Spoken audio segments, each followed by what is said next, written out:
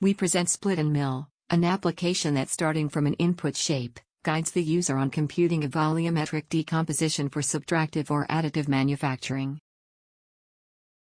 3-axis milling machines can produce in a single pass only blocks that are height fields with a flat base orthogonal to the milling direction. To 3D print a block that exceeds the overhang angle of the 3D printer, supports are necessary, which involves loss of precision and waste of time and material. Split and mill helps the user to decompose a 3D shape into blocks that meet these angle constraints, enabling the manufacturing with 3-axis milling machines or 3D printing without supports.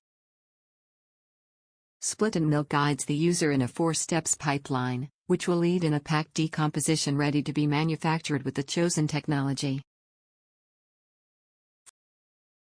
For more details, including tutorials, binaries, and source code, please check the description below.